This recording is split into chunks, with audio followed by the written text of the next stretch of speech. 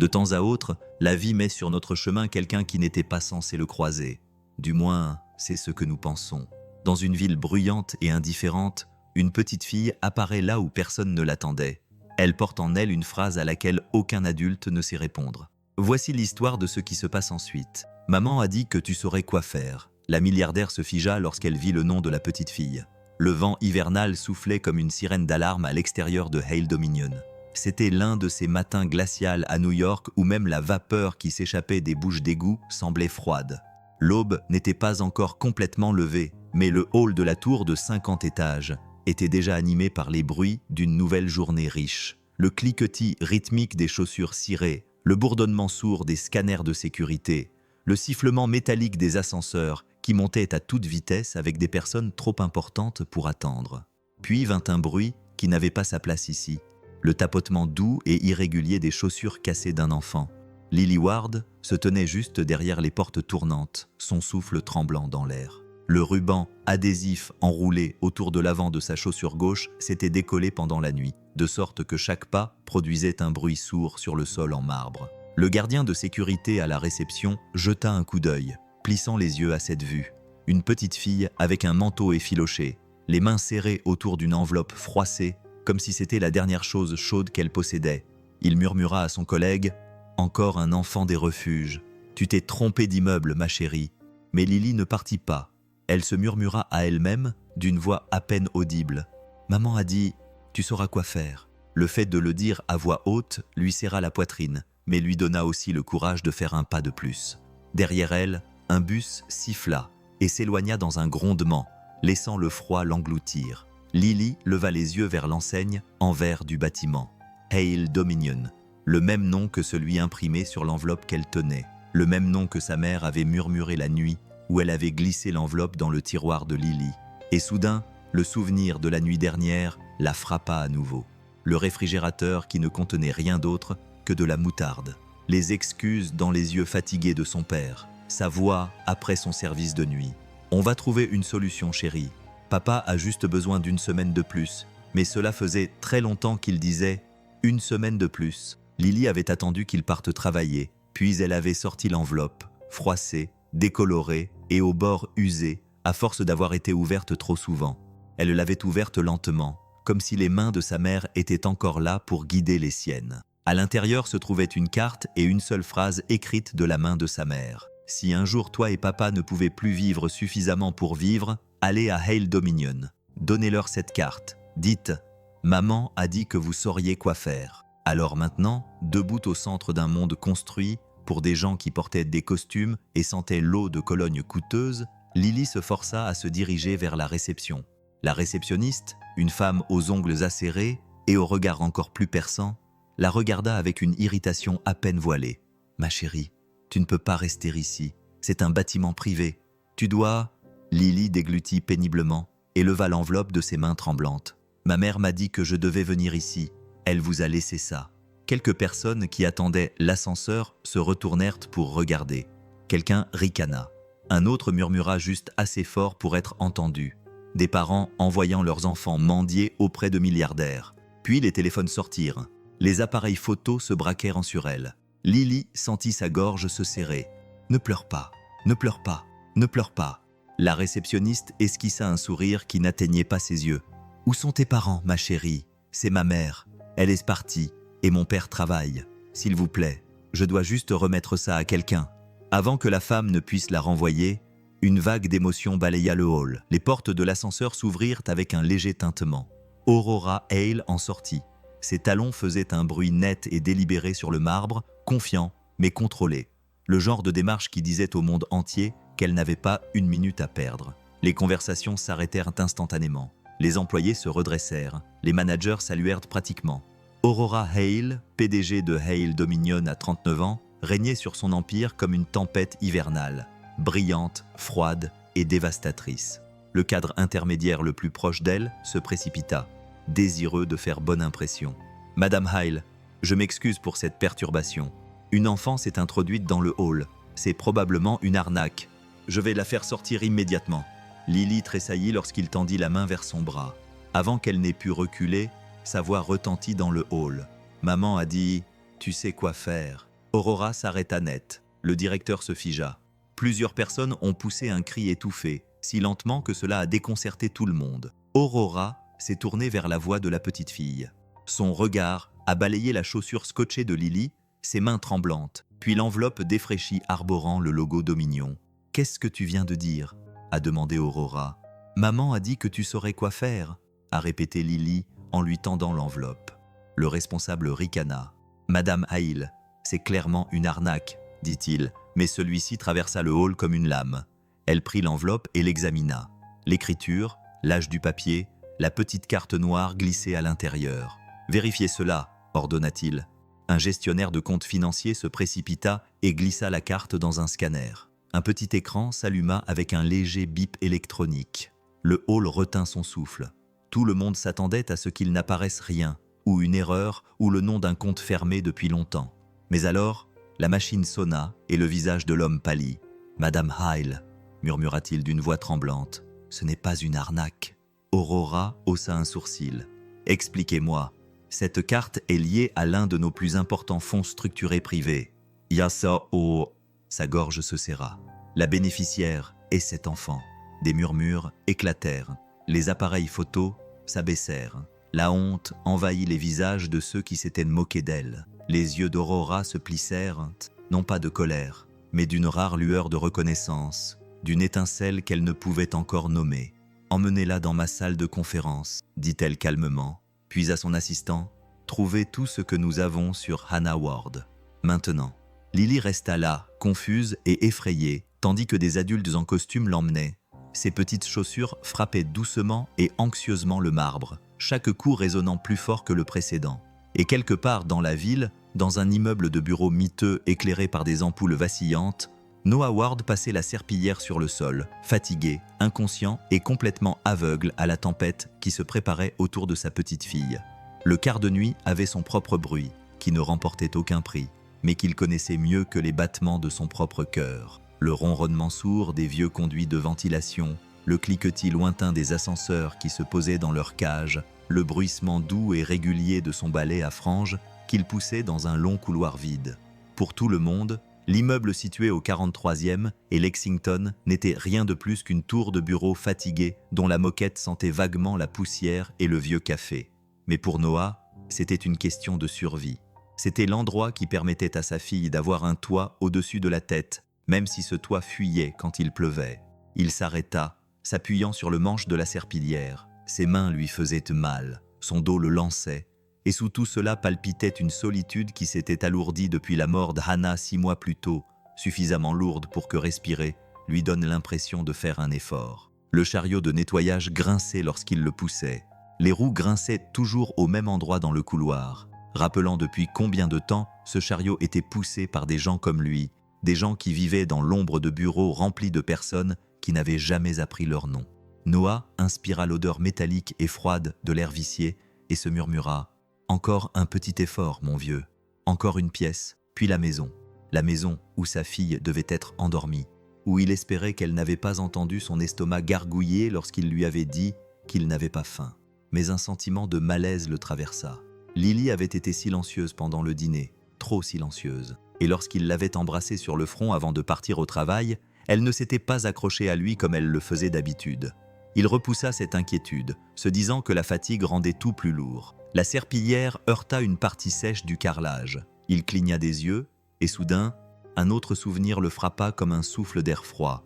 Hannah dans un lit d'hôpital, le souffle aussi léger que du papier, la main tremblante alors qu'elle pressait une enveloppe dans sa paume. « Noah, murmura-t-elle, promets-moi, ne lui donne ça que lorsqu'elle en aura vraiment besoin. » Il se souvenait avoir secoué la tête. Qu'est-ce que c'est ? Une issue. Mais pour elle, pas pour nous. Elle doit choisir elle-même quand elle comprendra. Hannah, non. Sa voix se brisa, mais son regard resta intense. Je ne veux pas que notre fille grandisse en croyant qu'elle est quelqu'un que le monde doit sauver. Je veux qu'elle grandisse en croyant qu'elle peut se défendre. Il serra le manche du balai, luttant contre les picotements dans ses yeux. Le bourdonnement de la salle des machines à proximité vibrait à travers le sol, le ramenant juste assez à la réalité. « J'essaie, Han, pensa-t-il. J'essaie de l'élever comme tu le souhaitais. » Lorsque son service prit enfin fin, Noah descendit péniblement les escaliers, ses bottes raclant le béton, dégageant une légère odeur de détergent. L'aube n'était pas encore levée. Les rues étaient encore enveloppées dans le calme glacial du petit matin. Lorsqu'il arriva à son immeuble, l'air sentait la brique humide et les vieilles chaudières qui s'éveillaient dans un cliquetis. Il chercha ses clés, ouvrit la porte et entra dans le petit salon. « Lily » appela-t-il doucement. Silence. Il vérifia sa chambre. La couverture était rejetée sur le côté, l'oreiller encore chaud. C'est alors qu'une peur glaciale lui serra la poitrine. « Lily !» dit-il d'une voix brisée. Il vérifia la salle de bain. Vide. La cuisine, vide. Mais la porte d'entrée était verrouillée de l'intérieur, ce qui signifiait qu'elle était partie depuis des heures, bien avant le lever du soleil. Noah respirait difficilement. Où était-elle allée? Pourquoi était-elle partie? Il s'assit sur le bord de son lit et remarqua que le tiroir où il gardait l'enveloppe laissée par Hannah était légèrement ouvert. Son estomac se noua. Non, Lily, non. Mais alors que la panique lui tordait les entrailles quelque part dans la ville, Lily était assise dans une salle de conférence bien plus grande que tout son appartement. Aurora Hale observait la petite fille de l'autre côté de la table. La pièce était trop silencieuse. Seul le faible bourdonnement du système de chauffage du bâtiment et le léger tapotement des doigts nerveux de Lily sur sa chaise venaient rompre le silence. La PDG garda un ton neutre. « Comment t'appelles-tu, Lily Ward? Quel âge as-tu? 9 ans? Et ta mère ?» demanda Aurora, bien que la réponse transparaissait déjà dans la voix tremblante de Lily. « Elle est morte il y a 6 mois. » Aurora inspira lentement par le nez. Elle pouvait presque goûter la sécheresse métallique de la pièce, tant le chagrin flottait dans l'air comme de la poussière. « Et ton père? Il travaille la nuit. » Lily baissa les yeux vers ses chaussures dépareillées. « Maman m'a dit que si les choses devenaient trop difficiles, je devais venir ici. » Aurora observa l'enfant. Il n'y avait aucune cupidité dans ses yeux, aucune lueur manipulatrice, seulement de l'épuisement, de la peur et quelque chose de douloureusement sincère. Elle regarda Lily enrouler ses doigts dans la manche de son manteau, un geste que font les enfants lorsqu'ils essaient de ne pas pleurer. L'assistante frappa doucement à la porte et entra, tendant à Aurora un rapport préliminaire. Aura scruta ses yeux, plissant les paupières. « Hannah Ward » murmura-t-elle. D'après les dossiers, Hannah avait autrefois été concierge de nuit dans un petit bâtiment subsidiaire du réseau Hale, une travailleuse contractuelle, peu payée, avec des avantages sociaux minimes, une ligne dans un tableau Excel. Et pourtant, elle avait réussi à souscrire une assurance vie d'une durée de 10 ans, structurée en un fonds fiduciaire pour sa fille. De petits versements mensuels effectués religieusement pendant 10 ans. Elle n'en avait jamais manqué un seul. Aurora sentit quelque chose de lourd s'installer dans son estomac. Elle passa à la page suivante. Il y a 6 ou 7 mois, juste au moment où Hannah était décédée, une note de service avait circulé, recommandant de réduire l'aide médicale accordée aux employés contractuels. La signature du PDG était imprimée au bas de la page. La sienne. Aurora déglutit péniblement. Le son résonna dans sa tête. Une froide prise de conscience lui serra la poitrine. Avais-je contribué à rendre les choses plus difficiles pour cette femme? Lily se tortilla sur son siège, serrant contre elle le lapin en peluche usé qu'elle gardait dans son sac. « Madame Aurora » demanda-t-elle doucement. « Si maman avait de l'argent, est-ce que ça veut dire que papa ne sera plus fatigué ?» Cette question simple rompit le silence de la pièce, douloureusement innocente. Aurora ne répondit pas tout de suite. Elle ne pouvait pas avec le poids de sa propre décision qui pesait soudainement comme une pierre entre ses côtes. Elle ferma le dossier. « Lily » dit-elle doucement, « je vais t'aider, mais je dois d'abord comprendre tout ce qui s'est passé. » De l'autre côté de la ville, Noah attrapa son manteau et se mit à courir. Il ne prit pas la peine de fermer la porte derrière lui. Il se moquait de ne pas avoir dormi. Il se moquait du froid qui transperçait sa fine veste. Il savait juste une chose avec une certitude absolue. Sa fille avait disparu. Et elle avait pris l'enveloppe, celle dont Hannah avait dit qu'elle ne devait être ouverte que lorsque les choses deviendraient vraiment difficiles. Celle qui menait à Hale Dominion. Noah ne le savait pas encore, mais chaque pas qu'il faisait vers ce gratte-ciel le menait droit au cœur d'une tempête. Une tempête qui allait détruire tout ce qu'il pensait comprendre de sa femme, de sa fille et de la femme qui tenait désormais leur destin à 2 mains. Le moteur de la voiture ronronnait avec la douceur et la fluidité que seules les berlines de luxe pouvaient offrir à l'intérieur de l'habitacle. Aurora Hale sentit une étrange tension s'accumuler sous ses côtes. Elle n'était pas habituée au détour. Son emploi du temps était réglé avec précision, sans place pour l'improvisation. Mais l'image de Lily assise dans ce fauteuil de conférence surdimensionné, ses petites mains agrippant un lapin en peluche usé, sa voix tremblante sous le poids d'une phrase qu'aucun enfant ne devrait jamais prononcer, s'était imprimée dans l'esprit d'Aurora comme une ecchymose, et elle se retrouvait donc là, traversant des quartiers qu'elle n'avait jamais visités, écoutant le ronronnement du chauffage qui luttait contre le froid hivernal. Chaque rue rapprochait les bâtiments les uns des autres. Les murs étaient plus gris, les trottoirs plus rugueux. Son assistant lui jeta un coup d'œil dans le rétroviseur. « Madame, êtes-vous sûre de ne pas vouloir appeler les services de protection de l'enfance à la place ?» Compte tenu de la situation, Aurora ne leva pas les yeux du dossier posé sur ses genoux. « J'ai dit que je ramènerais moi-même l'enfant à son père. » Oui, mais ce n'était pas une suggestion. Le silence s'installa. Même la voiture semblait respirer plus doucement. Lorsqu'elles arrivèrent enfin devant l'immeuble, le contraste fut saisissant. Les phares de la berline éclairaient une façade couverte de fissures et de peintures écaillées. Une lumière vacillante dans le couloir bourdonnait au-dessus de leur tête tandis que Lily ouvrait la marche, ses chaussures scotchées produisant leur bruit familier à chaque pas. Aurora la suivait, ses talons claquant sur les marches en béton.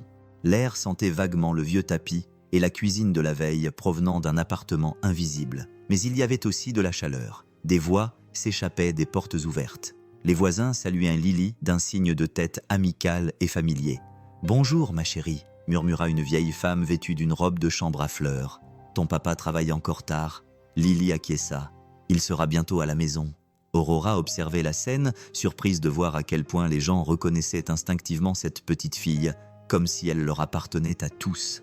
Lorsqu'elles arrivèrent à l'appartement, Lily poussa la porte. L'espace était petit, trop petit, mais impeccable. Toutes les surfaces étaient nettoyées, tous les objets rangés avec soin.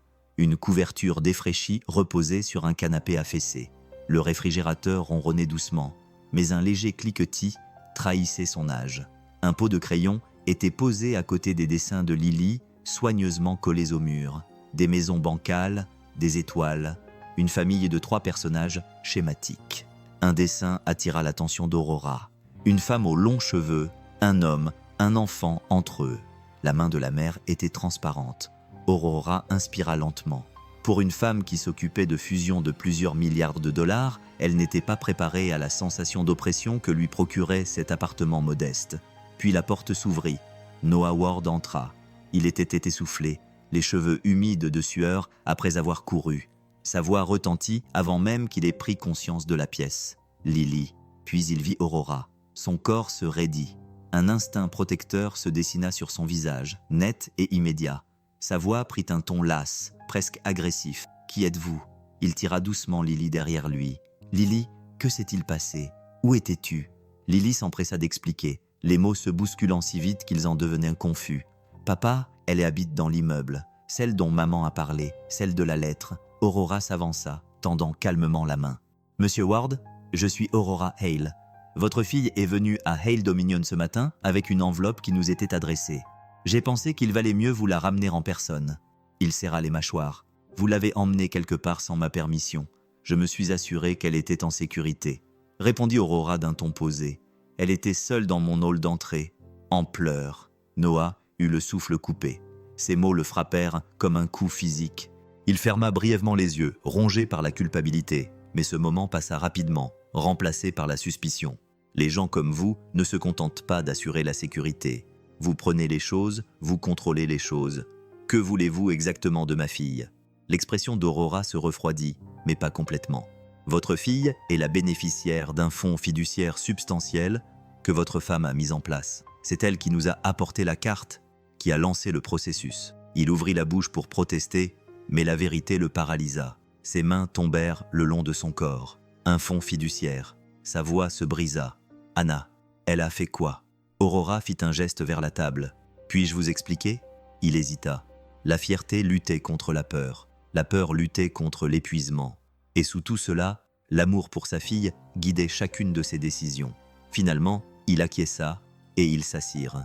Aurora expliqua les bases, ce qu'était le fonds, depuis combien de temps Anna y cotisait, ce qu'il apportait légalement à Lily. Noah écouta dans un silence stupéfait. Chaque détail le frappait plus profondément que le précédent. « Elle sautait des repas pour pouvoir cotiser », murmura-t-il. Aurora ne répondit pas. Elle n'en avait pas besoin. Il passa une main dans ses cheveux, le chagrin laissant place à l'incrédulité. Pourquoi ne m'en a-t-elle pas parlé? Pourquoi? Fais-moi confiance. Elle ne se méfiait pas de toi, dit Aurora doucement. Elle protégeait ta fille du monde et du poids de sa maladie. Lily était assise entre eux, jetant des regards nerveux à son père et à Aurora. Un moment passa, puis la voix de Noah redevint aiguë. « Pourquoi es-tu ici? Vraiment? Tu ne te présentes pas dans des appartements comme le mien. Tu ne t'assois pas sur des chaises cassées pour parler de fonds fiduciaires. Alors, quel est ton but ?» Aurora sentit la douleur de ces mots. Mais elle ne broncha pas. « Il n'y a pas de but, dit-elle calmement. Seulement une responsabilité. » Il plissa les yeux. « Une responsabilité envers qui? Envers ta fille. Une pause. Et envers quelqu'un à qui je dois plus que je ne le pensais. » Noah détourna le regard, la mâchoire serrée. Sa voix était presque un grognement. « Nous n'avons pas besoin d'être sauvés. »« Peut-être pas, » répondit Aurora. « Mais Lily avait besoin d'aide aujourd'hui. C'est pourquoi je suis ici. » La tension était palpable jusqu'à ce que Lily tire sur la manche de son père. « Papa, Madame Aurora n'était pas méchante. Elle a écouté. » Noah soupira. La tension quitta ses épaules. Aurora se leva et posa une carte de visite sur la table. « Venez à Hale Dominion quand vous serez prêt. J'aurai préparé tous les documents nécessaires. Vous devez savoir exactement ce que votre femme a arrangé. » Elle se dirigea vers la porte, mais avant d'atteindre le couloir, elle entendit de petits pas derrière elle. Lily se tenait dans l'embrasure de la porte, serrant son lapin contre elle, la voix faible et tremblante d'espoir et de peur. « Allez-vous nous aider ou simplement nous plaindre ?» Aurora se figea. Cette question la toucha plus profondément que toutes les accusations qu'elle avait jamais entendues dans une salle de réunion. Elle se tourna légèrement vers la fillette et la regarda dans les yeux. « Je ne crois pas au regret, » dit-elle doucement. « Je crois seulement à faire ce qui est juste. » Mais tandis qu'Aurora descendait l'escalier sombre, la voix de la fillette la suivit, résonnant dans son esprit longtemps après qu'elle eut atteint l'air froid du matin. Et même si elle ne le savait pas encore, cette question hanterait chacune de ses décisions à partir de ce moment. Le lendemain matin, Noah Ward se tenait devant les portes tournantes du Hale Dominion, vêtu de la tenue la plus propre qu'il possédait. La chemise était légèrement décolorée, la veste trouvée dans une friperie, mais il avait passé 20 minutes à lisser les manches et à enlever les peluches. Il voulait entrer avec dignité, pour lui-même, pour Lily, pour Hannah. L'air hivernal lui mordait les jointures alors qu'il enfonçait ses mains dans ses poches, inhalant la faible odeur des gaz d'échappement et des vendeurs de rue qui réchauffaient leurs plaques de cuisson. Il sentait le poids de ce moment au plus profond de sa poitrine, un battement lent et régulier qui lui rappelait qu'il entrait dans un monde qui n'était pas fait pour les hommes comme lui. « Hannah, pensa-t-il, qu'as-tu fait? Qu'avais-tu prévu? Toutes ces nuits où je pensais que tu étais simplement fatiguée. » En traversant le hall, il pouvait presque sentir les escaliers, les chaussures pointues, les conversations brèves, l'odeur vive de l'eau de Cologne. Mais il continua à marcher, écoutant le faible bourdonnement du système de climatisation et l'écho de ses bottes sur le marbre. Chaque son le maintenait ancré au sol et l'empêchait de se retourner. Une réceptionniste s'approcha de lui avec un sourire poli mais prudent. « Monsieur Ward, Madame Hale vous attend par ici. » Il la suivit jusqu'à une salle de conférence aux parois vitrées où Aurora se tenait avec 2 autres personnes, un avocat d'âge mûr au regard doux et à la voix chaleureuse, et un conseiller financier qui se présenta simplement sous le nom de James. Aurora lui indiqua une chaise. « Asseyez-vous, Monsieur Ward. Nous avons rassemblé tous les documents relatifs à la police d'assurance de votre femme. » Le mot « police » semblait trop froid et clinique pour quelque chose qui avait clairement coûté à Hannah une partie d'elle-même. James commença avec une douceur qui surprit Noah. « Votre femme était incroyablement prudente, Monsieur Ward. Il y a 10 ans, elle est venue dans l'une de nos agences. Elle a posé beaucoup de questions, pris des notes. Elle voulait savoir combien elle pouvait payer chaque mois et quel avenir même une police modeste pourrait offrir à sa fille. » Noah fronça les sourcils et déglutit péniblement. « Hannah ne m'a jamais dit qu'elle avait de l'argent en plus. Nous avions du mal à joindre les 2 bouts la plupart du temps. » James acquiesça. Elle a choisi un petit contrat, plus petit que la plupart, mais régulier. Elle a payé chaque mois pendant 10 ans. Elle n'a jamais manqué un paiement. L'avocat fit glisser un dossier sur la table. Le papier à l'intérieur sentait légèrement le tonnet et les vieux bureaux. Noah passa son pouce sur les signatures. L'écriture de Hannah était ferme et déterminée. Il entendait sa voix comme si elle était assise juste à côté de lui. « Elle a besoin d'une chance, Noah. Même si nous ne pouvons pas la lui donner nous-mêmes. » Cette pensée lui serra le cœur.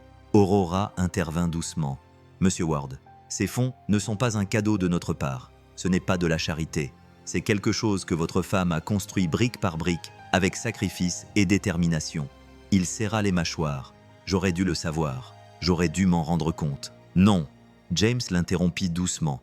Elle l'avait caché parce qu'elle voulait que cela concerne sa fille, et non la pitié, le désespoir ou la dette. La pièce devint silencieuse, à l'exception du léger bourdonnement des lumières au plafond. Aurora posa une autre enveloppe sur la table, plus ancienne, jaunie sur les bords. Elle accompagnait la police d'assurance. On nous avait demandé de ne la remettre qu'à l'arrivée de sa fille, et uniquement au PDG.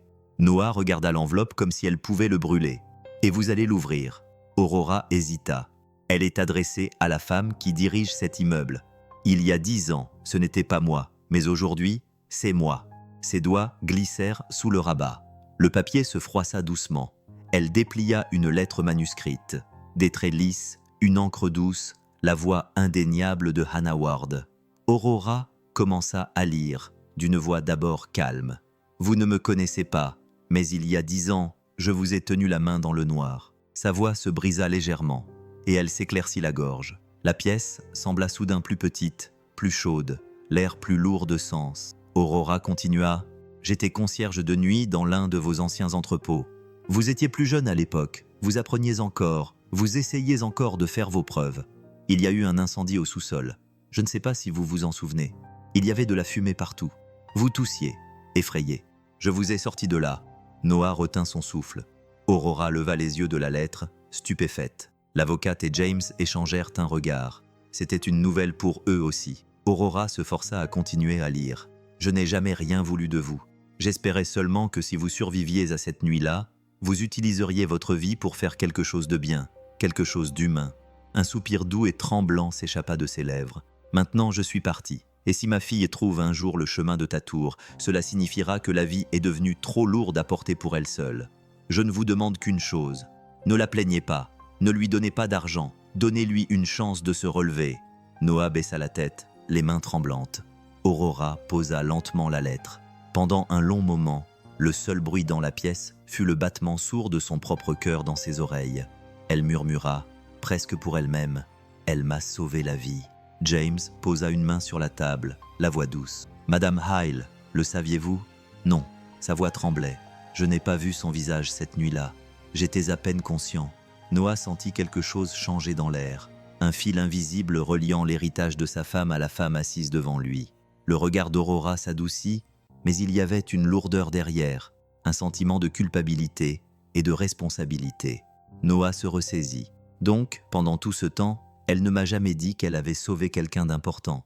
Aurora le corrigea doucement. Elle n'avait pas sauvé quelqu'un d'important. Elle avait sauvé quelqu'un qui avait besoin d'être sauvé. Il y a une différence. Il baissa les yeux, absorbant cette information. James s'éclaircit la gorge et fit glisser doucement un autre document vers lui. Il y a encore un élément, une deuxième lettre que Hannah vous a laissée spécifiquement. Noah prit la lettre, sentant son poids bien avant même de l'ouvrir. De l'autre côté de la table, Aurora fixait les mots d'Hannah, hantée, bouleversée, sous le choc de la vérité sur une femme dont elle avait croisé le chemin sans le savoir. À l'extérieur de la salle de conférence, la vie chez Hale Dominion continuait. Les téléphones sonnaient, les ascenseurs retentissaient, les réunions commençaient, mais à l'intérieur, le temps semblait suspendu. Aurora murmura à nouveau la dernière ligne de la lettre, comme pour la mémoriser. « Utilise ta vie pour faire quelque chose de bien. » Elle leva les yeux, et une décision commença à se former derrière eux. Silencieuse, farouche, irréversible. « Organisez une réunion du conseil d'administration, » dit-elle à son assistant en se levant de sa chaise. « Une session d'urgence. » Sa voix avait pris un nouveau ton, ni froid, ni professionnel. Convaincue, elle quitta la pièce avant que quiconque n'ait pu répondre. Noah la regarda partir, serrant toujours son enveloppe, ressentant toute la force de la tempête que sa femme avait déclenchée bien avant sa mort. Les lumières du bureau s'éteignirent derrière Aurora alors qu'elle se tenait seule dans son bureau d'angle. La lettre d'Hannah Ward tremblait légèrement entre ses doigts. Dehors, Manhattan vibrait du bourdonnement incessant des sirènes du début de soirée, des klaxons lointains, du grondement sourd des bus qui circulaient dans les rues verglacées. Elle n'entendait presque rien. Son esprit repassait une phrase en boucle jusqu'à ce que son pouls s'y synchronise. « Il y a 10 ans, je vous ai tenu la main dans le noir. » Ces mots ont ouvert une porte qu'elle avait gardée fermée pendant une décennie. Le souvenir est remonté comme de la fumée. Il était tard, bien après minuit, lorsque Aurora Hale, alors âgée de 29 ans, était descendue dans le sous-sol d'un ancien site de stockage de données. Elle avait soif de faire ses preuves, puis était impatiente de montrer à son père qu'elle était capable d'assumer de réelles responsabilités. Cette nuit-là, elle avait insisté pour participer à un audit surprise, déterminée à détecter personnellement les inefficacités. Mais le bâtiment était vieux, trop vieux. Elle se souvenait du bourdonnement des néons qui clignotaient au-dessus de sa tête, de la légère odeur métallique des câbles surchauffés, d'un technicien marmonnant à propos d'un fusible à remplacer. Puis il y eut un bruit sec, un seul, puis un autre, puis le craquement strident et assourdissant de quelque chose qui explosait. Les lumières s'éteignirent d'un seul coup. L'obscurité engloutit tout. Elle se souvenait de la fumée épaisse et suffocante qui lui envahissait la gorge, des cris des gens qui couraient vers les sorties, de la chaleur croissante, et elle se souvenait de sa propre voix, paniquée, faible, presque enfantine, qui résonnait dans l'obscurité totale. À l'aide. Ses paumes brûlaient alors qu'elle poussait contre une porte métallique bloquée par des débris. Elle toussait violemment. Ses poumons réclamaient de l'air. Ses yeux la piquaient. Son esprit était vide, à l'exception d'une pensée désespérée. « Je ne veux pas mourir ici. » Puis, elle le sentit.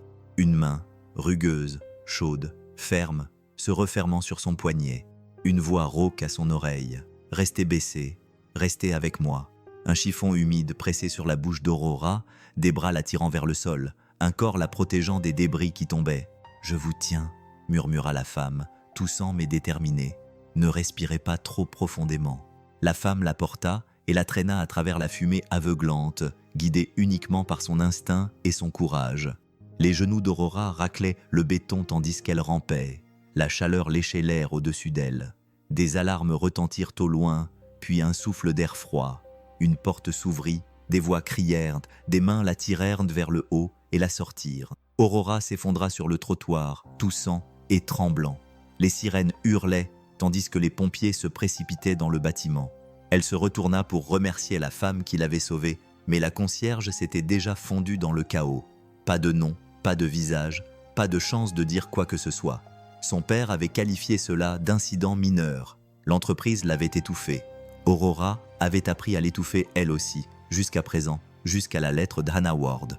Un léger coup à la porte la ramena au présent. C'était son assistante. « Madame, vous avez demandé le rapport complet de l'incident de l'incendie d'il y a 10 ans. » Aurora acquiesça d'une voix faible. « Laissez-le. » Lorsque la porte se referma, elle s'assit à son bureau et ouvrit le vieux dossier.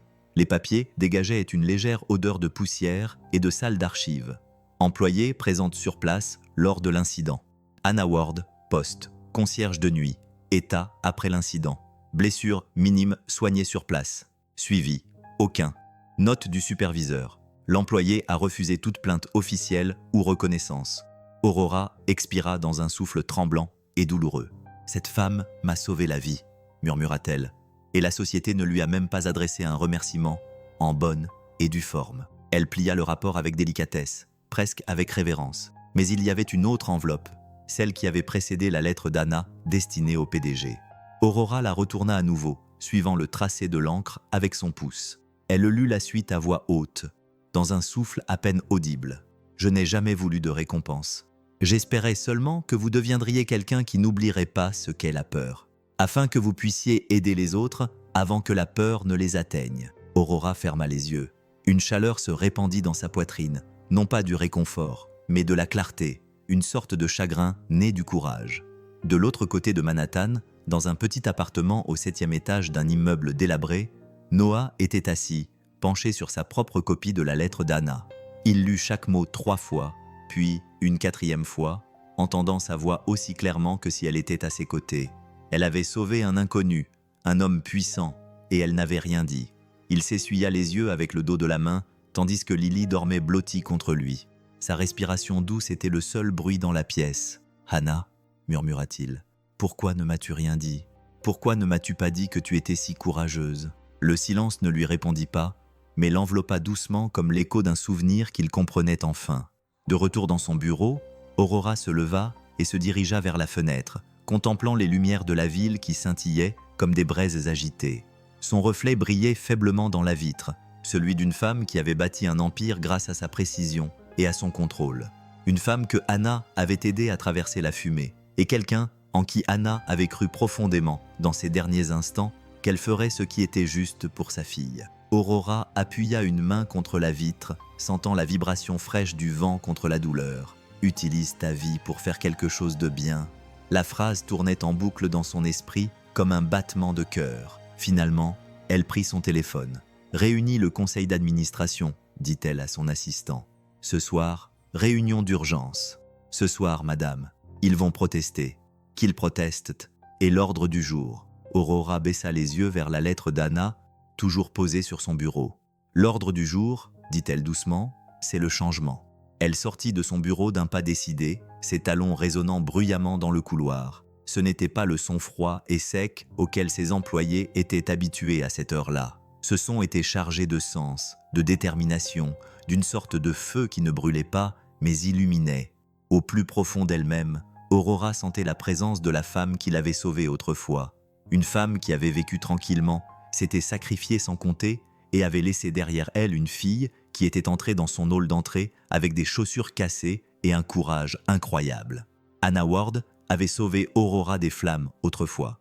Aujourd'hui, Aurora avait l'intention de lui rendre l'appareil, non seulement à Lily, mais aussi aux innombrables autres personnes parmi lesquelles Anna s'était autrefois trouvée. Les portes de l'ascenseur s'ouvrirent avec un léger tintement. Aurora entra et, pour la première fois depuis des années, elle n'avait pas l'impression de descendre du pouvoir. Elle avait l'impression de marcher vers un but. La salle de réunion de Hale Dominion avait un son différent de tous les autres endroits du bâtiment, un murmure grave et vibrant de puissance. Même lorsque personne ne parlait, la pièce bourdonnait de l'énergie de personnes habituées à contrôler des marchés entiers d'un simple trait de plume. Ce soir-là, ce bourdonnement semblait plus froid, plus aigu, presque prédateur. Aurora Hale se tenait à la tête de la longue table en acajou.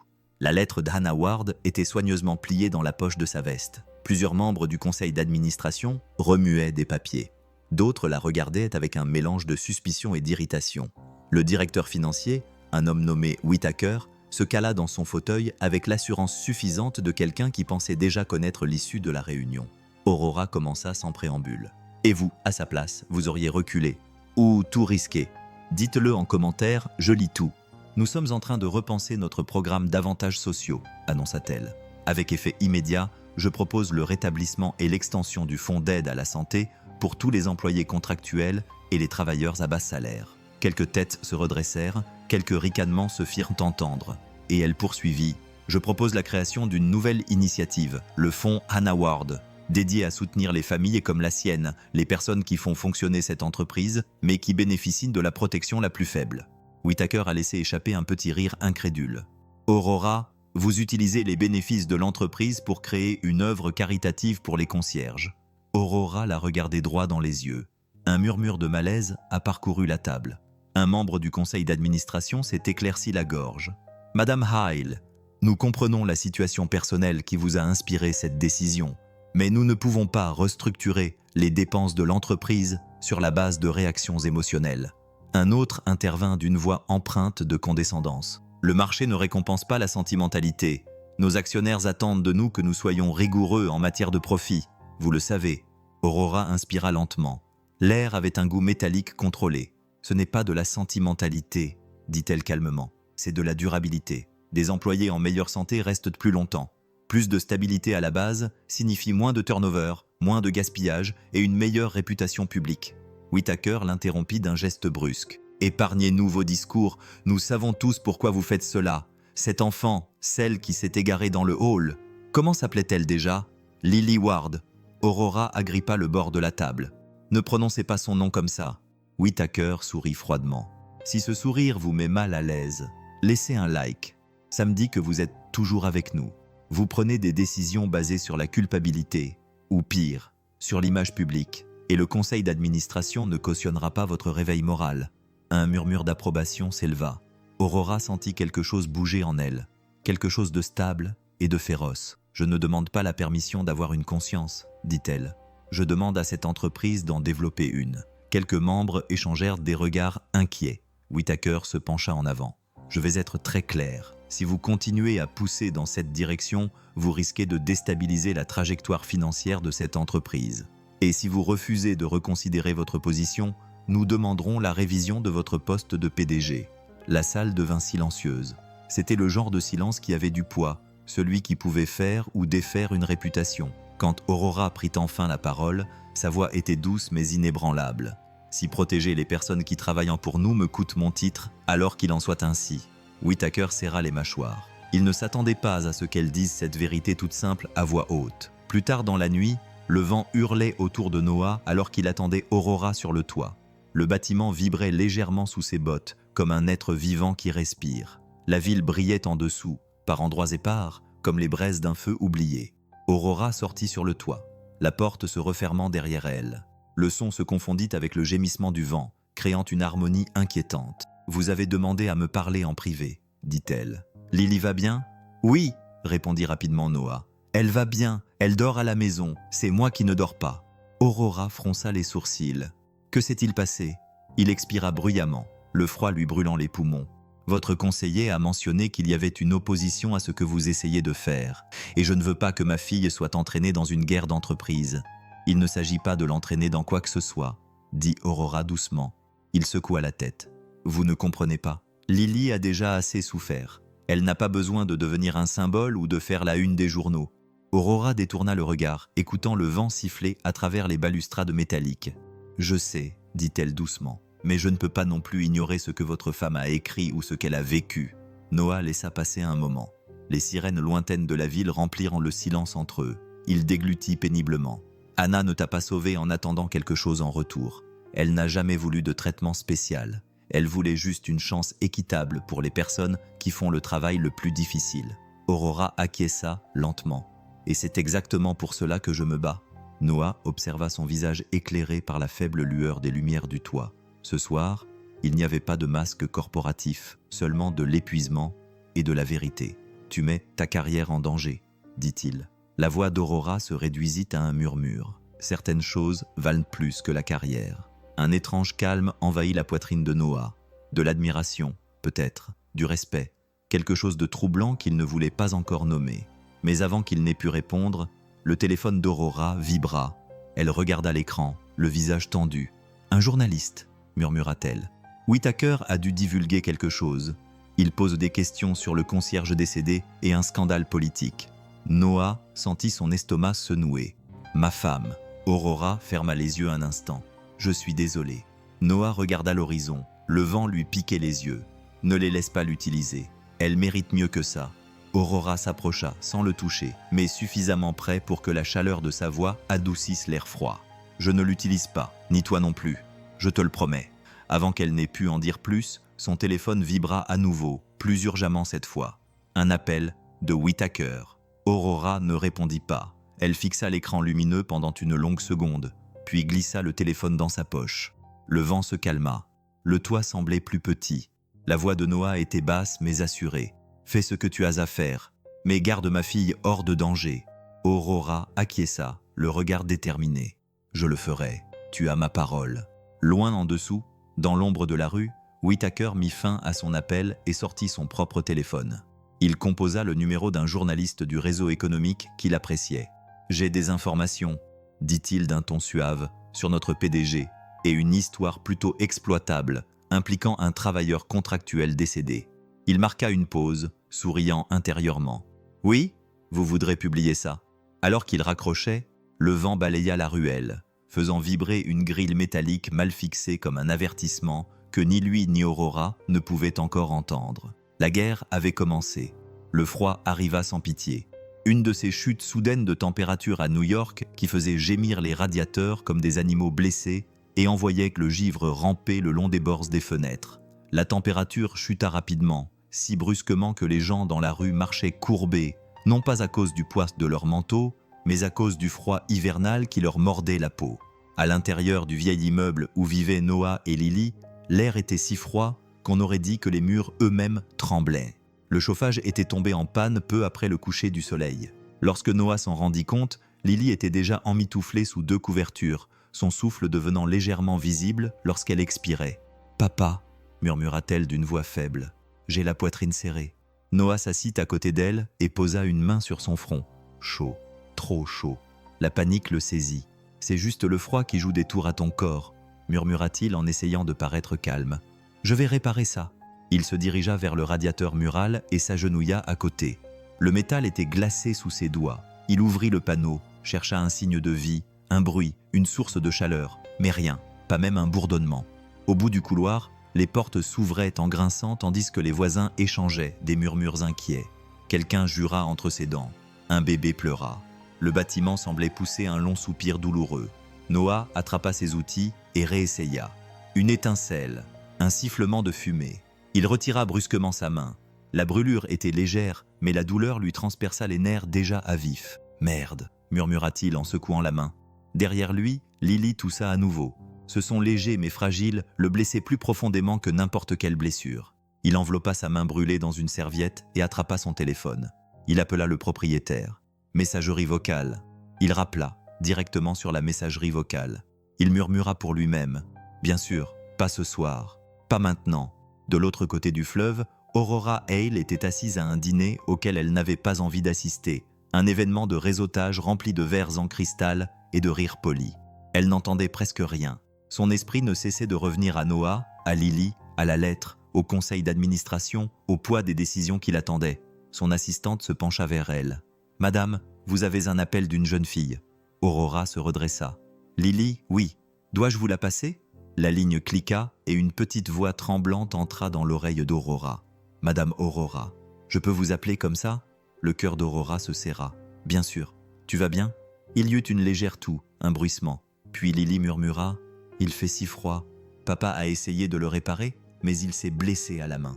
Il dit que tout ira bien, mais je ne pense pas qu'il y croit. » Aurora se leva si brusquement que sa chaise grinça sur la moquette, attirant tous les regards. Elle s'en moquait. « Lily, écoute-moi. Où es-tu en ce moment ?»« À la maison. J'arrive. » Elle n'attendit pas la permission. Elle ne s'excusa pas.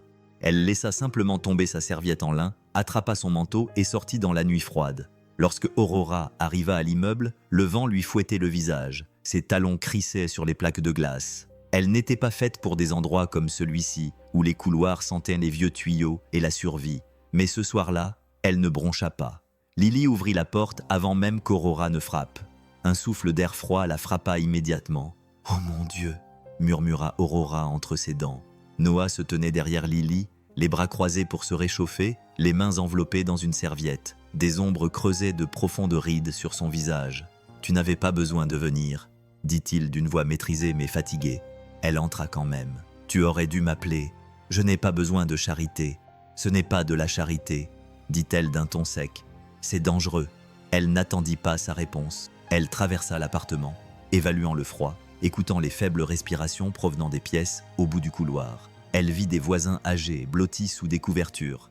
Une mère berçait un bébé dont les pleurs s'étaient calmés pour laisser place à des gémissements épuisés. Noah suivit son regard. Tout l'immeuble est privé d'électricité. Ils ne répareront pas avant la semaine prochaine. « La semaine prochaine ?» répéta Aurora, incrédule. Il acquiesça. Ils ont dit qu'ils n'avaient pas le budget pour une réparation d'urgence. Le regard d'Aurora se durcit. Le budget n'a pas d'importance quand des vies sont en danger. Elle sortit son téléphone. En quelques minutes, elle avait un entrepreneur en ligne, puis un deuxième, puis quelqu'un de l'équipe de maintenance de Hale Dominion. Sa voix était calme, autoritaire, délibérée, le genre de voix qui, normalement, remodèle le paysage des entreprises. Ce soir, elle l'utilisait pour sauver des familles. « Non !» dit-elle à un entrepreneur hésitant. « Vous ne viendrez pas demain. Vous venez maintenant. Je couvrirai personnellement les frais. » Noah la fixa, la mâchoire serrée. On ne peut pas continuer à jeter de l'argent sur les problèmes. Les gens commencent à s'attendre à ce que vous régliez tout. Aurora se tourna vers lui. « Je ne règle pas tout. Je répare ce qui n'aurait jamais dû être cassé. » Il détourna le regard, ne sachant pas comment réagir. En moins d'une heure, une équipe arriva, surprise, frissonnante, clairement intimidée par la PDG qui se tenait dans un couloir glacial à minuit. Ils se mirent immédiatement au travail. Pendant ce temps, Aurora coordonna les opérations avec l'église locale située à 2 pâtés de maison. « Ils ont du chauffage », dit-elle aux locataires. « Ils ouvrent leurs portes pour la nuit. Déplaçons d'abord les enfants et les personnes âgées. » Noah la regarda passer d'une personne à l'autre, offrant des couvertures, tenant les portes, soutenant les bras. Ce n'était pas de la charité. Ce n'était pas de la pitié. C'était des cadeaux, une présence réelle. Lorsqu'ils arrivèrent à l'église, Aurora enroula une couverture autour des épaules de Lily. La petite fille se blottit contre elle sans hésiter. Noah, debout à quelques mètres de là, sentit quelque chose changer en lui. Quelque chose d'inconfortable, de vulnérable et d'inattendu. De l'admiration, oui, de la gratitude, certainement, mais aussi autre chose. Quelque chose qu'il n'osait pas nommer. Plus tard, alors que Lily dormait sur une rangée de bancs rembourrés et que les voisins murmuraient des prières de soulagement, une femme âgée nommée Madame Rodriguez s'approcha d'Aurora. « Vous avez bien agi ce soir », dit-elle doucement. « Les gens qui ont de l'argent ne restent généralement pas. Ils donnent des choses et s'en vont. Mais vous, vous êtes restés. » Aurora déglutit. « Je ne pouvais pas m'en aller. » Le sourire de Madame Rodriguez s'intensifia, devenant sage. « L'argent a aidé à réparer le chauffage, mais la façon dont vous avez écouté, la façon dont vous avez vu ces gens, c'est cela qui restera gravé dans leur mémoire. » Aurora n'avait rien à répondre. Ces mots la touchèrent plus profondément qu'elle ne l'aurait cru. Elle regarda Noah, épuisé, assis à côté de sa fille endormie, sa silhouette adoucie par les lumières tamisées et chaleureuses de l'église. Et pour la première fois de la soirée, Aurora réalisa que le froid n'était pas seulement présent dans le bâtiment. Il était présent dans sa vie. Et quelque chose dans cette soirée avait brisé la glace. Juste un peu, assez pour que quelque chose de nouveau commence. Pendant les semaines qui suivirent cette nuit sans chauffage, la ville sembla un peu moins cruelle. Ce n'était pas parce que les loyers avaient baissé ou que les courses étaient devenues moins chères. Le métro continuait de grincer et de vibrer, et les journaux continuaient de faire la part belle aux mauvaises nouvelles. Mais, dans un petit coin de cette ville, 3 vies prenaient lentement un rythme différent. Le son de ce rythme était simple, le frottement des bottes de Noah lorsqu'il marchait dans un nouvel appartement qui ne sentait pas le moisi, le rire de Lily qui résonnait sur les murs fraîchement repeints, le murmure de la voix d'Aurora alors qu'elle discutait de paperasse à la table de la cuisine, s'assurant que tout correspondait au fonds fiduciaire créé par Hannah. « Ce n'est pas mon argent », disait Noah plus d'une fois, les doigts traçant les lignes des documents. « C'est le sien. » Aurora répondait toujours de la même manière. « Alors nous le traiterons comme elle le souhaitait, avec soin et respect. » Le nouvel appartement n'était pas luxueux. Ce n'était pas un penthouse, mais le chauffage fonctionnait. Les tuyaux ne cliquetaient pas comme s'ils allaient se rompre. Le bâtiment était équipé d'alarmes incendie qui n'étaient pas couvertes de poussière. Et la première nuit qu'ils passèrent là, Lily murmura dans l'obscurité « Maman aimerait cet endroit ». Noah resta éveillé, écoutant la respiration lente de sa fille. Sa main brûlée était presque guérie, mais le souvenir de cette nuit glaciale le faisait encore souffrir. « C'est elle qui a fait ça », pensait-il. « C'est Hannah qui a fait ça, et d'une certaine manière, Aurora aussi. » Il ne savait pas quoi faire de cette vérité. Les jours se confondaient, mais d'une manière plus douce. Aurora aidait Lily à visiter les écoles possibles. Elle ne lui recommandait jamais les écoles élitistes aux frais de scolarité exorbitants. Au contraire, elle cherchait un endroit où la fillette pourrait respirer, un endroit où elle ne se sentirait pas comme une assistée sociale. Un après-midi, elles s'assirent sur un banc devant une modeste école privée, écoutant le bruit lointain des enfants qui criaient dans la cour de récréation. « Ça te plaît ?» demanda Aurora. Lily balançait ses jambes, ses nouvelles chaussures grinçant doucement. Ça sent les crayons de couleur et la pizza à l'intérieur. Aurora sourit. « C'est bien ou c'est mal ?»« C'est bien », répondit rapidement Lily, puis plus doucement. « Tu crois qu'ils m'aimeront ?» Aurora eut le cœur serré. « Je pense qu'ils auraient de la chance de t'avoir. » Elle le pensait sincèrement. Parfois, lorsqu'ils retournaient vers le métro, Noah se joignait à eux. Lui et Aurora marchaient côte à côte, le bruit de leurs pas créant une étrange harmonie. Au début, ils parlèrent de choses pratiques, du plafonnement des loyers, des formulaires scolaires, de la couverture médicale prévue par la fiducie. Mais peu à peu, les conversations s'élargissaient. Noah lui racontait ce qu'il ressentait en travaillant la nuit pendant que le monde dormait, en écoutant les commérages de bureaux de personnes qui n'avaient jamais appris son nom, en regardant un bâtiment briller de l'argent qu'il ne toucherait jamais. Aurora lui racontait ce qu'elle ressentait en étant au sommet et en ayant toujours l'impression d'être à 2 doigts de la chute libre, en signant des décisions qui affectaient des personnes qu'elle n'avait jamais rencontrées, en réalisant trop tard que certaines de ces signatures avaient fait mal. Ils n'étaient pas toujours d'accord, mais ils s'écoutaient. Et cette écoute avait un effet qu'aucun d'eux ne voulait admettre à voix haute. Elle adoucissait les angles. Un soir, sur le petit balcon du nouvel appartement de Noah, ils se tenaient côte à côte, regardant leur souffle se transformer en volutes dans l'air frais. En bas, La ville bourdonnait du bruit des voitures, d'une sirène lointaine, d'un chien qui aboyait dans une ruelle invisible. « Tu sais, Noah disait qu'Anna t'aurait aimé quand tu es comme ça. » Aurora lui jeta un coup d'œil. « Comment ça ? Pas derrière un bureau, pas dans une salle de réunion. » Il hésita, juste comme un être humain. Le mot resta suspendu entre eux. Sa voix baissa. « Je ne sais pas si je l'ai déjà mérité. »« Eh bien, dit-il doucement, tu essayes. Ça compte. » Pendant un instant, leurs mains reposèrent sur la même partie de la balustrade. Leurs épaules se touchèrent presque. L'air entre eux changea, chargé, fragile, compliqué. Puis, Aurora recula, une ombre passant dans ses yeux. La culpabilité était toujours là, lourde, inexprimée. « Tu ne sais pas tout », se rappela-t-elle. « Il ne sait pas tout de toi. » Elle ne lui avait pas encore parlé de la note, celle avec sa signature, celle qui avait peut-être fermé une porte à Hannah alors qu'elle en avait le plus besoin. Elle se dit qu'elle attendait le bon moment. Mais une partie d'elle savait qu'elle avait aussi peur. Peur que ce qui se formait lentement entre eux, ce pont fragile et délicat de confiance, ne survive pas au poids de la vérité. Le lendemain matin, le premier article fut publié. Il tomba comme une pierre jetée dans une eau calme. Le PDG utilise l'histoire d'un employé décédé pour redorer son image. Salut à la compassion soudaine de Dominion, commode ou calculée. Ces mots frappèrent Noah pendant sa pause déjeuner. Il était assis dans la salle de pause de son nouveau travail, en train de manger un sandwich qui contenait réellement de la viande, lorsqu'un collègue lui tendit son téléphone par-dessus la table. « Hé, ce n'est pas l'entreprise où ton enfant est allé? Cette femme milliardaire ?» demanda l'homme. Noah fixa le titre, le cœur battant à tout rompre. Il lut les premiers paragraphes. Il déformait les faits, déformait les motivations, soulevait des questions sans réponse. Il pouvait presque entendre la voix du journaliste. S'agit-il de rédemption ou de réputation? Lorsqu'il arriva à la fin, Noah avait l'estomac noué et les pensées confuses. « Est-ce que bien cela ?» se demanda-t-il. « Une nouvelle image? Une campagne ?» Il secoua vigoureusement la tête. Non, elle était là cette nuit-là, dans le froid. Elle n'avait pas besoin de caméra pour cela. Mais le doute s'insinuait dans son esprit. Il avait toujours eu tendance à faire cela. À la fin de son service, il sortit dans l'air vif et trouva un homme qui attendait près du coin de la rue. Manteau coûteux, expression neutre, mallette à la main. « Monsieur Ward ?» demanda l'homme. « Oui. »« Qui demande Daniel Whittaker ?» répondit-il calmement. « Directeur financier chez Hale Dominion. » Noah sentit immédiatement sa méfiance monter. « Que voulez-vous ?» Whittaker poussa un soupir étudié. « Vous dire la vérité.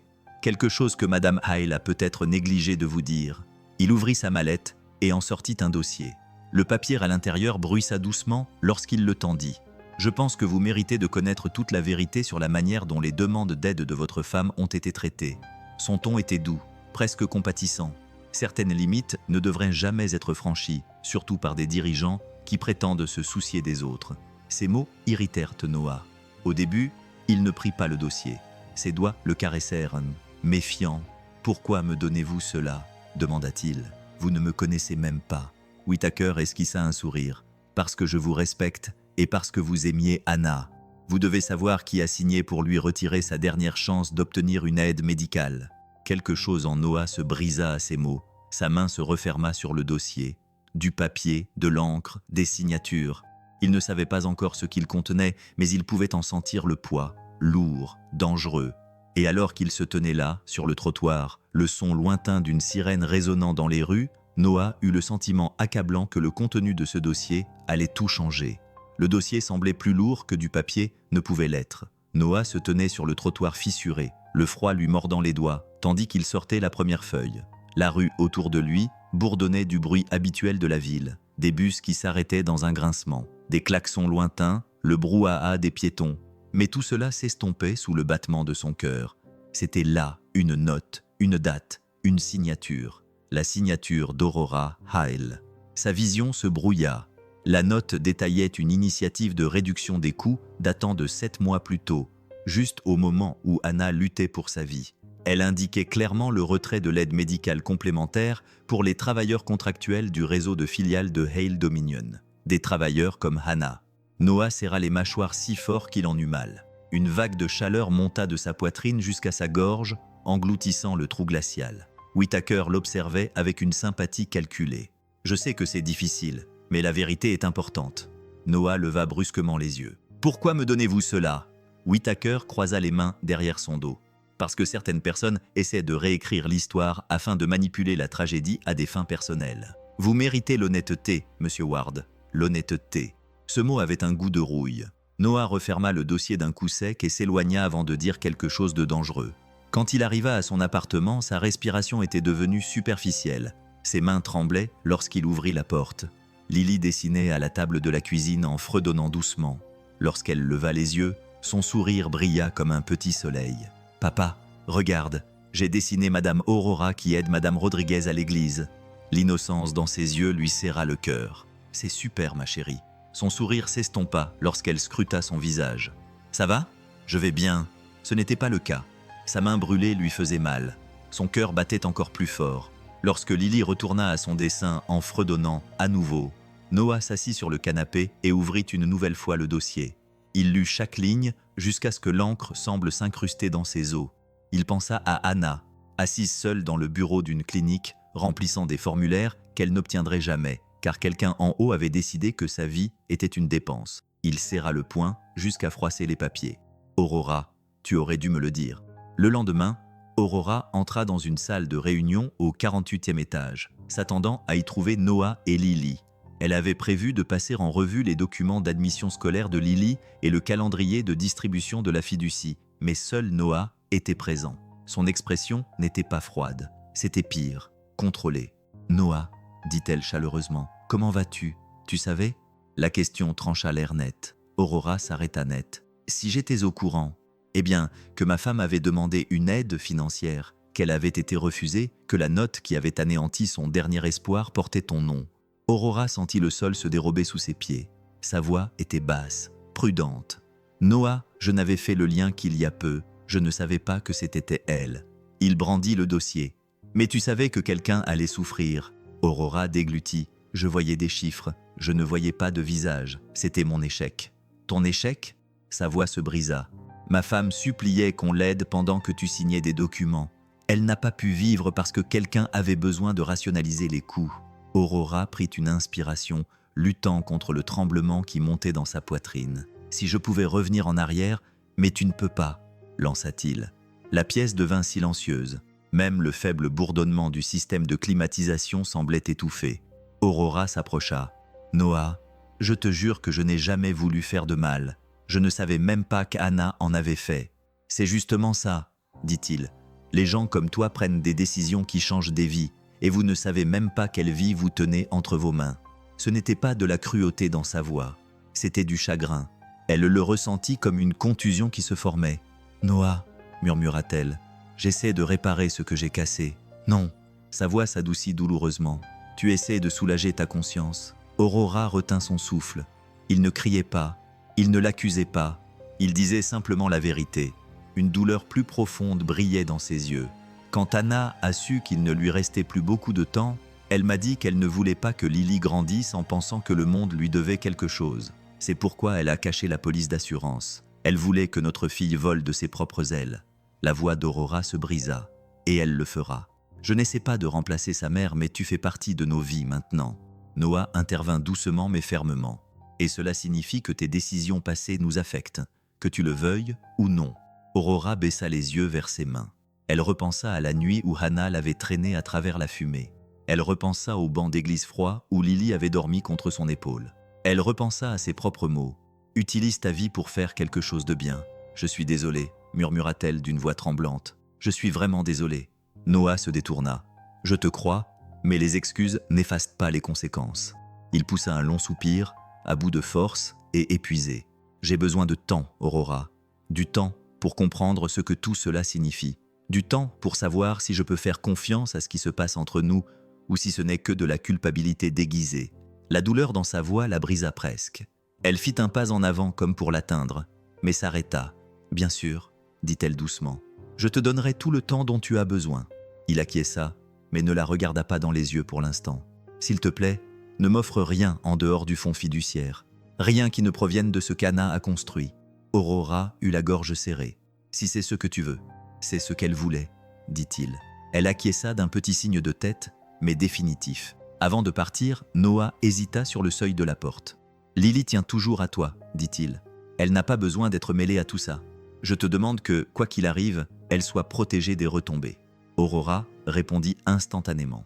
Toujours. Il sortit et referma la porte derrière lui. Aurora resta seule dans la pièce silencieuse. Elle posa une main sur la table pour se stabiliser.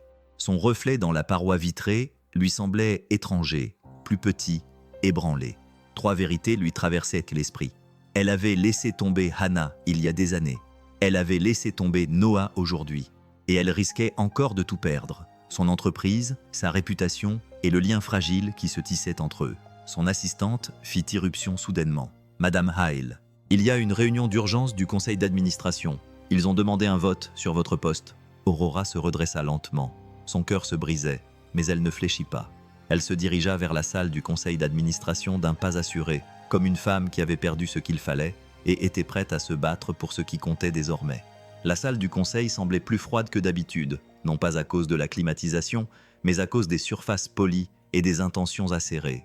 C'était le genre de froid qui vibrait sous la peau, celui qui avertissait une personne qu'elle s'apprêtait à entrer dans une bataille bien avant que la première voix ne s'élève. Aurora Hale entra. Elle semblait calme.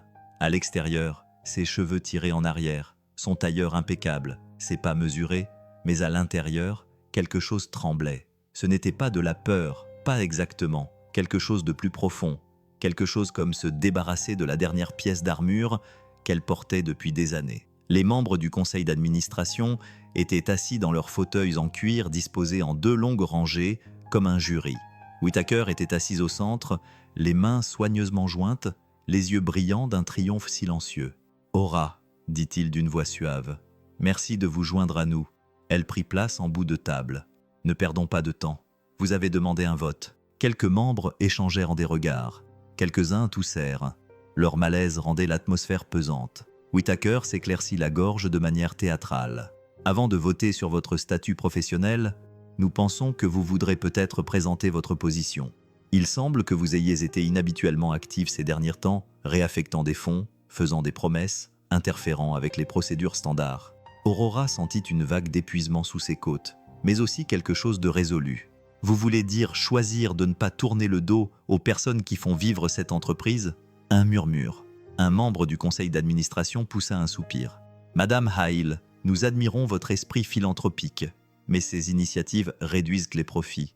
Le marché est sensible. » « Le marché, interrompit doucement Aurora, en a assez des entreprises qui prospèrent grâce à l'exploitation. Nous avons la chance de mener, pas de suivre. » Whittaker se pencha en arrière, les yeux plissés. « Il ne s'agit pas de faire de grands discours moraux. Il s'agit de chiffres, d'actionnaires, de stabilité et de l'humanité de notre main-d'œuvre, » ajouta Aurora. Un long silence s'ensuivit. Elle posa la lettre d'Hannah, toujours pliée, sur la table devant elle, sans l'ouvrir. « Cette entreprise a été bâtie par des personnes que nous ne voyons jamais, » dit-elle. « Des personnes dont nous ne connaissons pas les noms, des personnes qui balayent nos sols, réparent nos systèmes, protègent nos bâtiments la nuit, des personnes comme Hannah Ward. » Plusieurs membres du conseil d'administration s'agitent, mal à l'aise. Whittaker jeta un coup d'œil à la lettre. Aurora poursuivit d'une voix calme mais pleine de conviction. « Nos anciennes politiques lui ont fait du tort, ainsi qu'à d'autres travailleurs comme elle. Cet échec m'incombe, et je refuse de le répéter. » Un membre ajusta ses lunettes. « Les appels émotionnels de Madame Hale ne justifient pas une restructuration. »« Ce n'est pas un appel émotionnel, » répondit-elle. « C'est un règlement de compte. » Elle fit une pause, laissant ces mots faire leur effet. « Je vais créer la fondation Hannah Ward, avec ou sans l'accord de ce conseil.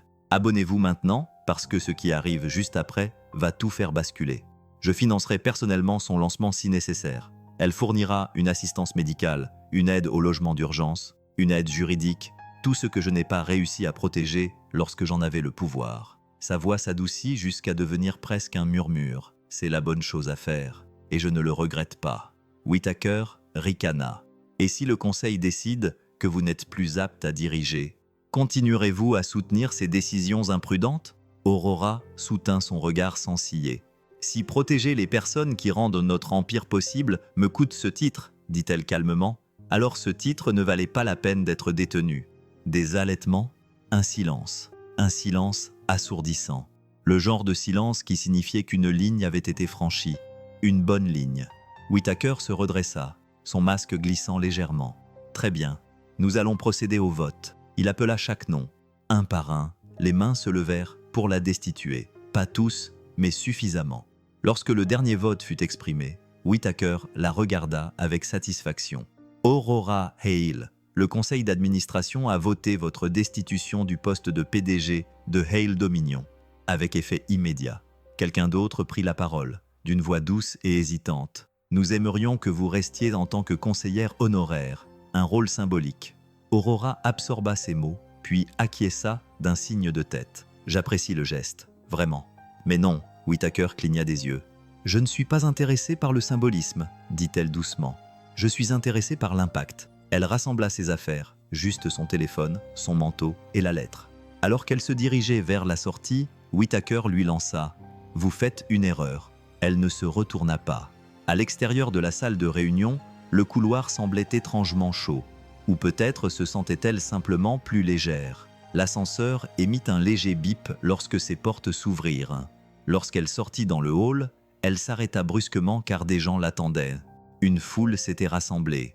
Des gardiens encore en uniforme, des agents d'entretien avec leurs ceintures à outils, des réceptionnistes, des assistants et même quelques analystes de niveau inférieur. Ils étaient des dizaines, peut-être plus. Noah se tenait près du centre, les mains dans les poches de sa veste, Lily perchée sur sa hanche, encore endormie. Les yeux de Lily s'illuminèrent. Madame Aurora. Elle se tortilla et se précipita vers Aurora, enroulant ses petits bras autour de ses jambes avant qu'Aurora n'ait le temps de réagir. Le poids de cette petite étreinte la fit presque tomber à genoux. Un agent d'entretien s'avança. « Nous avons entendu ce qui s'est passé. Les nouvelles vont vite. » Un autre ajouta. « Vous êtes la première PDG à avoir jamais mis les pieds dans notre monde. Nous voulions juste vous dire que vous n'étiez pas seule là-bas. » Aurora eut le souffle coupé. Elle regarda Noah, ne sachant pas si elle avait le droit de croiser son regard, mais il hocha la tête une seule fois. Pas de pardon, pas encore, mais du respect et de la gratitude. Et quelque chose qu'elle ne pouvait nommer, quelque chose de doux et de compliqué qui lui serrait la poitrine. Lily tira sur la manche d'Aurora. « Ils ont été méchants avec toi ? Comme ils ont été méchants avec papa. » Parfois, Aurora s'agenouillait pour repousser les cheveux de Lily. « Ils n'étaient pas d'accord avec moi. Et ce n'est pas grave. »« Tu as perdu ?» demanda Lily. Aurora caressa la joue de l'enfant. « Parfois, il faut perdre quelque chose pour arrêter de perdre ce qui compte vraiment. » Un léger murmure parcourut la foule, une approbation sans applaudissements, une solidarité sans bruit. Puis la voix d'un journaliste vint brusquement interrompre ce moment. « Madame Hale, regrettez-vous tout cela ? Vous avez tout perdu. » Aurora se leva lentement, la petite main de Lily toujours dans la sienne. Elle fit face aux caméras non pas en tant que PDG, non pas en tant que personnalité, mais en tant que personne enfin libérée de la glace qui entourait son cœur. « Pour la première fois depuis des années, dit-elle d'une voix ferme, je n'ai pas l'impression d'avoir perdu quoi que ce soit. Je n'ai pas l'impression d'avoir perdu quoi que ce soit. » Noah expira profondément, quelque chose bougeant en lui. Le monde avait peut-être vu une femme démissionner, mais lui voyait quelqu'un devenir celle qu'elle avait toujours été destinée à être. 6 mois plus tard, le printemps s'installa sur la ville, comme la guérison s'installe dans un cœur. D'abord tranquillement, puis tout à coup, avec des couleurs dont on ne se rendait pas compte qu'elles nous manquaient. Le monde n'avait pas changé du jour au lendemain, mais des vies avaient changé, en particulier 3. La fondation Anna Ward n'était plus un concept sur papier. Elle respirait, elle bougeait, elle s'étendait dans des quartiers où l'espoir frappait rarement à la porte, offrant une assistance médicale, une aide juridique, un soutien au logement d'urgence et des bourses d'études. Aurora Hale, qui n'était plus PDG, n'était plus protégée par des murs de verre, et le pouvoir était devenu son moteur. Ses journées étaient remplies de visites sur le terrain, de réunions communautaires et d'histoires qu'elle était trop protégée pour entendre auparavant. Elle entrait dans des pièces en désordre, des petites cuisines, des couloirs exigus, et elle se rendait compte que ces endroits étaient bien plus honnêtes que toutes les salles de réunion dans lesquelles elle s'était assise. Son ancien bureau était à l'autre bout de la ville, et il ne lui manquait pas. Ce qu'elle avait gardé de ce monde, c'était seulement un souvenir et une promesse, la promesse d'Anna. Utilise ta vie pour faire quelque chose de bien. La vie de Noah et Lily avait également changé de manière profonde. Leur nouvel appartement était toujours modeste, mais lumineux, chaleureux et sûr. Noah avait désormais un emploi stable avec des avantages sociaux, ce que son jeune moi aurait cru réservé aux autres. Il ne passait plus ses après-midi à dormir, épuisé. Il les passait à aider Lily à faire ses devoirs ou à préparer des dîners qu'elle notait de manière taquine sur une échelle de délicieux. Dernièrement, ses notes s'étaient améliorées. Lily avait grandi, elle aussi. Ses yeux avaient toujours cette douceur familière, mais le poids qu'elle portait autrefois, la peur de la faim, du froid, de perdre encore plus, s'était allégé. Ses dessins recouvraient le réfrigérateur de couleurs vives et pleines d'espoir. Et elle adorait sa nouvelle école. Elle avait des amis. Elle riait davantage. Parfois, la nuit, Noah la regardait dormir et murmurait à Hannah « Elle va bien, elle va vraiment bien ». Par un samedi après-midi ensoleillé, la ville s'est réunie pour célébrer l'inauguration d'un nouveau lieu, le centre communautaire Hannah Ward. Un lieu construit non pas grâce à l'initiative d'une entreprise, mais grâce au courage d'une mère et à la rédemption d'un milliardaire. Une foule remplissait la cour, des familles, des travailleurs, des enseignants, des voisins, des personnes qui étaient autrefois invisibles aux yeux du monde, mais qui ne l'étaient plus désormais. Les enfants se poursuivaient autour des chaises pliantes. L'air bourdonnait de conversations chaleureuses et du bruit lointain de la circulation. Aurora se tenait près de la scène, réglant le micro tandis que des bénévoles distribuaient les programmes. Son nom n'apparaissait qu'une seule fois, en petits caractères, au bas de la page. Elle préférait qu'il en soit ainsi. Elle portait un pantalon simple, un chemisier doux et l'expression de quelqu'un dont la vie lui allait désormais comme un gant, confortablement, imparfaitement, magnifiquement. Lorsque Noah arriva avec Lily, une douce expression passa sur le visage d'Aurora. Ce n'était pas tout à fait un sourire, mais plutôt une reconnaissance et une compréhension du chemin qu'ils avaient tous parcouru. Lily courut vers Aurora, ses nouvelles baskets claquant sur le trottoir. « Madame Aurora, regardez, j'ai répété mon discours. » Aurora s'accroupit. « Tu n'es pas obligée de parler si tu es nerveuse. » Lily sourit. « Je ne suis pas nerveuse. Papa dit que maman serait fière, alors je suis courageuse aujourd'hui. » Aurora ravala la douleur qui montait derrière ses côtes. « Tu l'as toujours été. » Noah s'approcha, les mains dans les poches, les épaules détendues comme elles ne l'avaient pas été depuis des années. « Grand jour, murmura-t-il. Aurora acquiesça. Pour nous tous, il n'y avait plus de tension persistante, plus de blessures tacites entre eux. Le temps avait adouci les angles les plus vifs. La vérité avait reconstruit ce que la culpabilité avait menacé de détruire. Le respect était devenu le pont qu'ils traversaient ensemble. Lorsque la cérémonie commença, Aurora prit place au podium. Le micro grésilla doucement, un son intime comme un raclement de gorge avant une confession. Aujourd'hui, elle commença « Il ne s'agit pas d'un bâtiment ou d'un fond. Il s'agit d'une femme qui a affronté le monde avec très peu, mais qui a réussi à tout donner. Hannah Ward était une mère, une travailleuse, une protectrice. Elle a sauvé des vies en silence et mené des combats que personne n'a vus. Elle fit une pause, laissant ses mots pénétrer le cœur de son auditoire. Elle a laissé derrière elle un héritage, non pas de richesse, mais de courage. Ce centre n'est pas un monument à sa souffrance. C'est une promesse à ceux qui empruntent les mêmes chemins qu'elle a empruntés. Vous n'êtes pas invisible. Quelques têtes s'inclinèrent, certains yeux brillèrent. Aurora poursuivit d'une voix ferme mais chaleureuse. Sa fille, Lily, m'a aussi appris quelque chose. L'espoir ne s'exprime pas toujours à voix haute. Parfois, il arrive avec des chaussures usées et une lettre écrite avec amour. La foule s'est émue, touchée. Et aujourd'hui, a-t-elle dit en jetant un coup d'œil à Noah et Lily, nous tenons la promesse que Hannah nous a confiée. Elle s'est écartée pour inviter Noah à monter sur scène. Il a hésité un instant, puis s'est avancé. Sa voix était humble, sans artifice et profondément humaine. Je ne suis pas habitué au discours. Je suis habitué aux gardes de nuit et aux couloirs silencieux. Mais Hannah a toujours cru que les gens ordinaires pouvaient dire des choses importantes. Un petit rire a parcouru la foule. Elle ne m'a jamais dit qu'elle avait sauvé Aurora. Elle ne m'a jamais dit qu'elle avait créé un fonds pour notre fille. Mais elle croyait davantage en demain qu'elle ne croyait en son propre présent. C'était le genre de personne qu'elle était. Noah a dégluti. Pendant longtemps, j'ai pensé que les gens comme Aurora vivaient dans un monde différent, inaccessible, hors de portée. Mais lorsque la vie nous a mis à terre, elle n'est pas restée dans sa tour. Elle est descendue, elle est restée. Quand on trouve quelqu'un qui est là quand on en a besoin, ça compte. Il regarda Aurora, puis ouvertement, avec respect. Si Hannah était là, je pense qu'elle dirait à Aurora « Bien, tu as enfin utilisé ta vie pour faire quelque chose de bien. » Aurora cligna des yeux, la poitrine serrée. Lorsque les applaudissements s'estompèrent, Lily s'avança avec les ciseaux cérémoniels. Le ruban flottait dans la brise, d'un rouge vif contrastant avec la douce lumière printanière. Avant de couper, Lily regarda la vitrine à côté de la scène, celle qui contenait les chaussures cassées de sa mère. Elle murmura « Merci maman ». Puis elle coupa le ruban à deux mains. La foule éclata en acclamations et dans cette vague sonore chaleureuse, le monde sembla brièvement parfait. Plus tard, alors que les familles exploraient le nouveau centre et que la musique s'échappait des haut-parleurs, Lily attira Noah et Aurora vers elle. « On peut dîner ensemble ?» demanda-t-elle timidement. Comme toujours, Noah regarda Aurora. Aurora regarda Noah.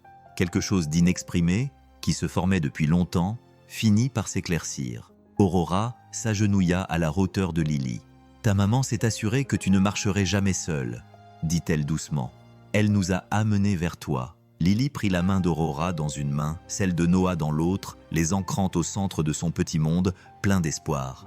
Tous les trois sortirent ensemble de la cour communautaire, le soleil réchauffant leur dos, le son des rires des enfants derrière eux et le rythme régulier de leurs pas. Trois pères se dirigeant désormais vers un avenir qui ne semblait plus froid ni incertain. C'était comme si une promesse avait été tenue et qu'une nouvelle commençait. Parfois, les histoires les plus fortes ne sont pas celles qui naissent dans les salles de réunion ou les gros titres. Ce sont celles qui s'écrivent discrètement à travers de petits actes de courage, d'amour et de seconde chance. Aurora, Noah et la petite Lily nous rappellent quelque chose que nous oublions souvent, que la rédemption est réelle, que la gentillesse a un écho plus lointain que nous le pensons et que les promesses que nous faisons, en particulier en tant que parents, peuvent nous survivre de la plus belle des manières. Si cette histoire vous a touché aujourd'hui, je vous invite à faire une pause, juste un instant, et pensez aux personnes qui, dans votre vie, vous ont soutenu lorsque vous en aviez le plus besoin. Peut-être s'agissait-il d'un parent, d'un inconnu, ou encore de quelqu'un qui n'a même jamais su à quel point il vous avait aidé.